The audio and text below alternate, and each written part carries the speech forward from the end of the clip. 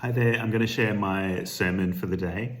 The scripture is Isaiah 65, verse 17 to 25, and then Luke's Gospel, chapter 21, verse 5 to 19. Feel free to pause, have a read, then start it up again. In our Gospel reading today, the people are impressed by the magnificence of the Jerusalem temple, but Jesus is not impressed. He can see the trouble that's coming for his followers and for the whole Jewish people. He can see that the temple is going to come down. Now, some people say this is not that remarkable. It's not remarkable because this gospel was written after the Jewish people rebelled against Rome and gained independence, and then after the Romans conquered them again and destroyed the temple. So when Luke is writing, it was after the event, and Luke can just put this prediction into the mouth of Jesus after the fact. I just don't think it's that out there to think that Jesus could have foreseen the destruction of the temple. I think it's very plausible that he could have foreseen it. And I think it gives us an insight into why Jesus' followers were one of the two Jewish groups that weathered the crisis of the rebellion and the siege and the end of the temple. Because Jesus and the Pharisees were both critical of the temple and both not impressed by the temple. Both of these groups saw the temple as corrupt, and so their movements were not dependent on the temple and were able to fill the void that was left when the temple was destroyed. So I don't find it hard to believe that Jesus might have expected that the temple was going to come to an end. And I think that's part of why his movement continued on. They were expecting it. And I don't think that Jesus is trying to impress us with his prediction in the story as we find it. I don't think that he's wanting his followers' attention to be focused on that matter. He expects that disasters are going to happen in the future, and he doesn't want his followers to be overwhelmed by that. And he can see that many of his people are wanting to fight and to take back their homeland. And he knows what has happened when they've done that before. It's not impossible to imagine that Jesus could foresee the rebellion and see what the Romans might do in retaliation. And it's just not what Jesus wants his followers to be focused on. Jesus predicts hard times for his followers. He predicts persecution. He says that things are going to be hard for his followers as they're cut off from the rest of the Jewish community and told that their way is not a legitimate way of being Jewish, and so they have to become a separate faith. But he also says that things are just going to be hard in the world anyway. There's always terrible things happening: disasters, famines, wars, plagues, frightening omens. That's just what the world's like. It isn't hard to predict calamity. You can see the great powers of the world collapsing if you're paying attention. But that shouldn't be our focus. Jesus tells his followers that when they are accused, they should be ready to be open and sincere about their faith. They shouldn't prepare clever arguments.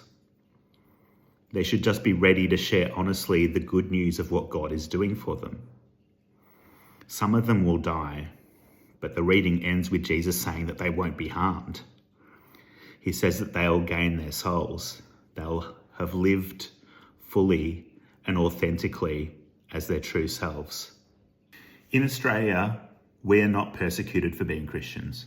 Actually, I should say, I know there are some groups of Christians who are being persecuted by the church because they're often told that they're not welcome in the church, or that they're only welcome if they change themselves. But most of us are not persecuted for being Christians in this country. But we do have opportunities to account for our faith. We have times when people question us, and it can be tempting to have lots of convincing arguments ready or an explanatory pamphlet for that opportunity. But I think a lot of people, particularly in this country, can see through those clever presentations. I think a lot of people in this country are very cynical about anything that the church presents because they've seen the televangelists, and they've seen the megachurch pastors, and they've seen the traditional clergy who have made good presentations but have actually not been genuine. There's been so many stories of hypocrisy, and our society knows those stories really well. Rather than work on those arguments and presentations, why don't we open our hearts to God's Spirit and allow God to change us? See what happens when we open ourselves to that. And just be sincere and real about what life is like and where we see God present, what we see God doing. In the reading from Isaiah, the Jewish people have returned to their homeland. They've been in exile. Their country has been ruined. They've been in exile, and they've now been able to return home. But their homeland is still devastated. And God is saying that God is still at work creating.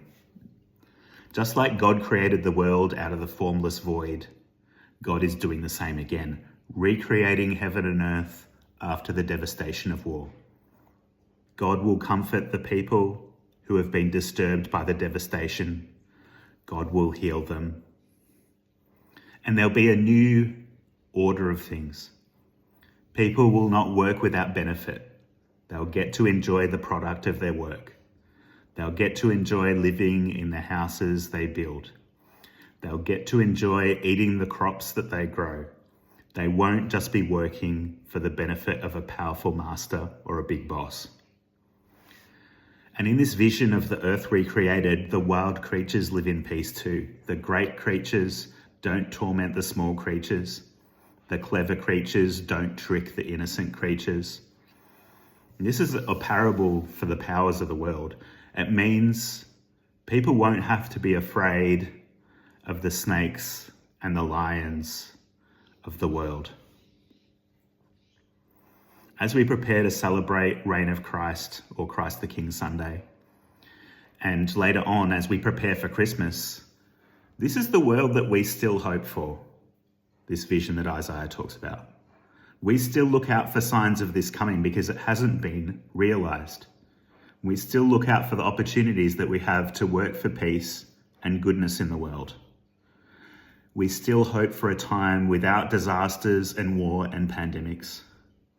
If we go back to our gospel reading and continue on, because Jesus makes quite a long speech and it's not all included in the lectionary. If we continue on, he talks about this hope of his return coming on the clouds to make this vision a reality.